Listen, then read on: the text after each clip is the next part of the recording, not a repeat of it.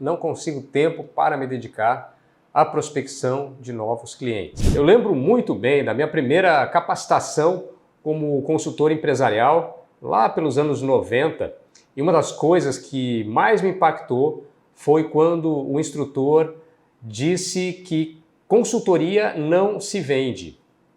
E eu fiquei perplexo porque, àquela altura, eu era o responsável pelo comercial da empresa, eu tinha um sócio, e cabia a mim bater na porta das empresas e oferecer a consultoria. Eu já vinha fazendo isso há pelo menos uns 2 anos e meio. E esse instrutor disse: você precisa ser comprado. Geralmente a consultoria se vende, né, vendida por indicação. E isso é uma realidade. É uma pesquisa que foi feita em 2021 que diz que 60,9% dos consultores têm a maior parte dos seus clientes obtido através das indicações. Então isso é uma realidade, foi uma realidade realmente para mim durante muito tempo, muitos anos em que eu realizei a consultoria empresarial, mas uma coisa que não se pode negar é que isso não cabe mais nos dias atuais. E por que eu digo que não cabe mais? Muito em função da concorrência que ampliou demais nos últimos anos, e não só a concorrência de outros profissionais de consultoria. A consultoria concorre hoje com várias outras soluções, inclusive de base tecnológica, mas principalmente, o principal motivo pelo qual isso precisa mudar é a previsibilidade de receita. Se você é indicado, você não tem previsão da sua receita. E isso gera uma instabilidade muito grande para o profissional de consultoria. E eu gostaria de conversar com você um pouco sobre a questão da venda. Primeiro, trazendo aí para você que está nos assistindo que venda é método. Apesar de alguns profissionais confiarem na sua habilidade de comunicação, de convencer as outras pessoas, os melhores resultados eles só aparecem quando eles têm um método por trás, um método bem construído, um método efetivo. E, querendo ou não, você é um vendedor. Todo profissional, seja de consultoria, um profissional autônomo, ele vende, um consultor vende as suas ideias, ele precisa vender os seus projetos. E é interessante, uma vez eu conheci um consultor de vendas que ele dizia: eu não sei vender, eu sei ensinar a vender, mas eu não sei vender. E ele não tinha essa autopercepção de que na conversa, na forma com que ele se expressava, na maneira como ele colocava as suas ideias, ele acabava vendendo de alguma forma. Claro, talvez não de uma maneira estruturada, mas aquilo acabava sendo uma venda.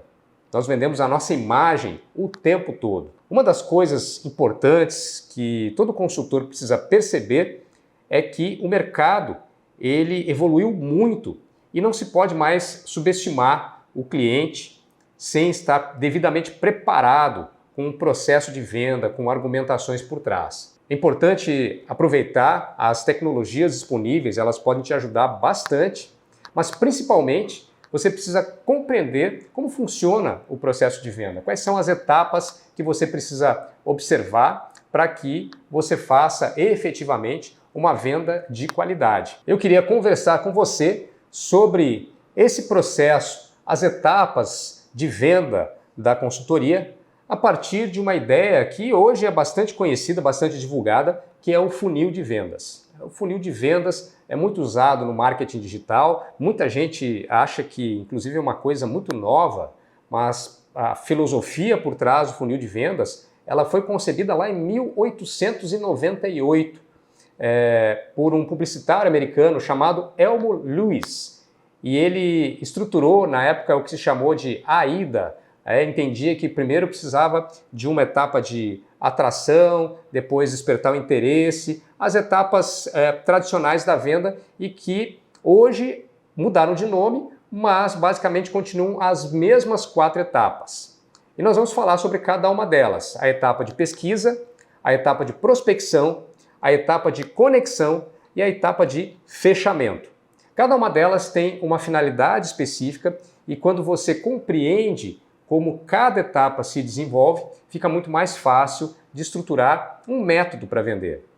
Na primeira etapa de pesquisa, é muito comum se atrelar aí a etapa de atração, onde você atrai as pessoas que são ou que podem estar interessadas por aquilo que você tem a oferecer.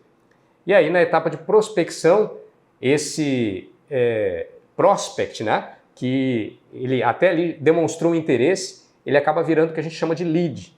Ele deixa os seus dados muitas vezes para que você possa fazer o contato, aprofundando esse contato e estreitar para a terceira etapa, que é a etapa de conexão.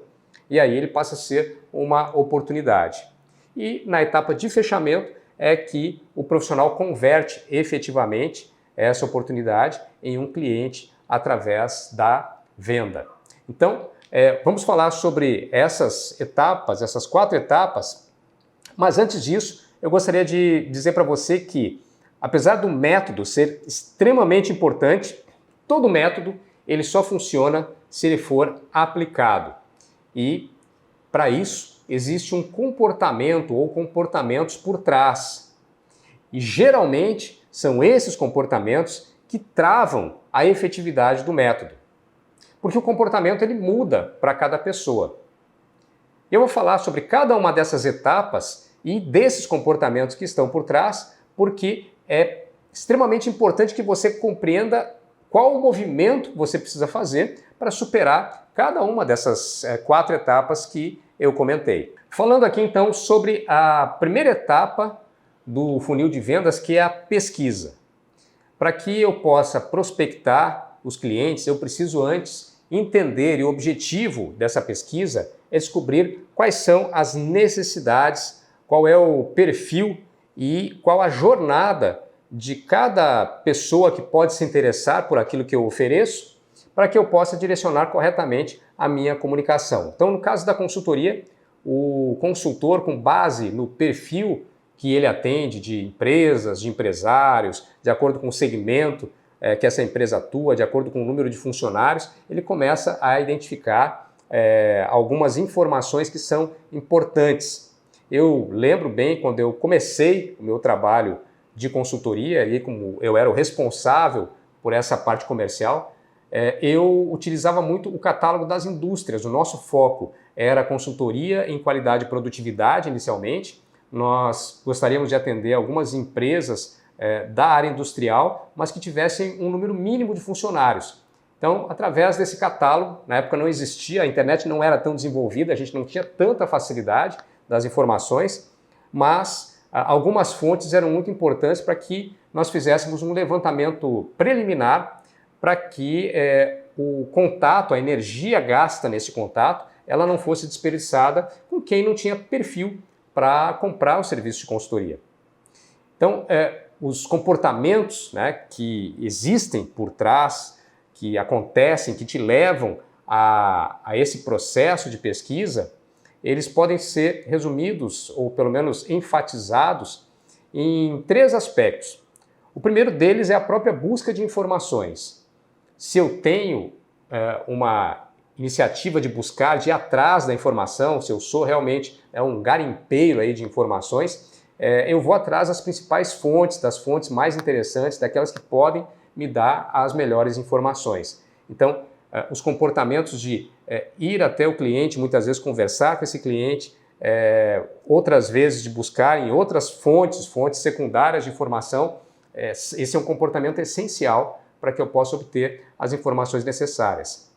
Uma outra característica importante de comportamento por trás da pesquisa é o planejamento, porque se eu não organizar corretamente, se eu não me organizar, eu não organizar quais as informações que eu desejo buscar, qual a intensidade, qual a profundidade dessas informações, eu não consigo efetivamente chegar aí a uma conclusão, ou pelo menos uma seleção preliminar desses contatos, desses prospects. E uma outra característica bastante importante e que tem um comportamento que às vezes é bastante utilizado, inclusive, é o uso da rede de contatos. É o comportamento de você utilizar as pessoas que você conhece, as pessoas com as quais você se relaciona, que podem fornecer as informações ou que podem te levar até a pessoa que tem a informação, os contatos que você precisa, e muita gente tem inclusive uma grande rede de informações. Foi uma das coisas que eu percebi, a minha própria rede de pessoas conhecidas, ela existia, mas eu não acionava como eu deveria, então isso acabava travando, acabava, vamos dizer assim, deixando mais pobre o meu processo de pesquisa, que é a primeira etapa aí do nosso funil de vendas. A segunda etapa que nós vamos falar aqui é a etapa de prospecção. Então, a prospecção é justamente o momento em que você obtém dados do cliente, mais informações sobre esse potencial cliente, e você aprofunda essas informações para um posterior contato, e inclusive para que você possa manter um relacionamento, seja por estratégia de conteúdo, né, ou qualquer outro meio. Esse processo de prospecção, onde você estreita o relacionamento, é justamente porque não basta que você tenha as informações, é preciso que você gere um link, um vínculo maior com o seu futuro cliente. Então é importante, pode ser muito importante na sua estratégia, você conhecer detalhes da sua personalidade, do seu comportamento, das suas preferências. Isso aí os profissionais de venda utilizam de forma com muita maestria, sabendo quais são as preferências, o time preferido, a cor preferida, o esporte, um hobby, e usam essa informação para se conectar, né, com esse possível interessado. Eu lembro de um caso muito interessante em que, nesse momento que eu prospectava empresas, a gente não conhecia muita gente no mercado, nós estávamos iniciando no mercado de consultoria, e eu lembro que tinha uma empresa que era extremamente importante para nós como consultores, era uma referência de mercado, e o gerente, que era a pessoa-chave dessa empresa, ele era bastante ocupado, então era muito difícil de conseguir aí uma reunião com essa pessoa. E eu lembro de visitar essa empresa várias vezes e ficar na sala de espera. Uma vez eu passei uma manhã inteira na sala de espera, aguardando uma brecha para que ele pudesse me atender, mas não era só esse o motivo, não era só para ser atendido. Eu tive contato ali com algumas falas, a secretária, pessoas que entravam e saíam, fornecedores, e juntando essas informações eu consegui captar muita coisa que foi essencial para que no momento do fechamento, nós chegamos a fechar um contrato depois com essa empresa, no momento do fechamento eu pudesse utilizar essas informações. E duas características de comportamento são muito importantes nessa fase de prospecção. A primeira delas é a persistência. É justamente você estar continuamente, eu lembro que eu fui várias vezes nessa empresa, então você precisa ter continuidade, não pode desistir, não pode jogar a toalha quando aparecem os primeiros obstáculos. E a segunda característica de comportamento é justamente o comprometimento, o compromisso que você tem com aquilo que você se propõe a fazer. Geralmente você estabelece aí as suas metas de venda, então o profissional de vendas, quem atua em vendas, precisa ser extremamente comprometido com essas metas e buscar todas as formas de poder cumprir aí com esse objetivo que foi proposto. E a terceira etapa que eu gostaria de trazer para você aqui é a etapa da conexão. Essa etapa, ela visa um aprofundamento do relacionamento com o cliente para compreender como você encaixa a oferta, aquilo que você está oferecendo, à necessidade desse cliente.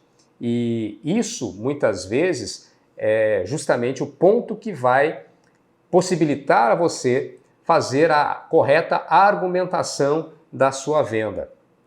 Eu lembro bastante de um caso emblemático, foi o nosso primeiro grande cliente de consultoria, em que nós fizemos várias visitas, apresentávamos a nossa proposta e o cliente ele sempre colocava algumas objeções e não queria fechar.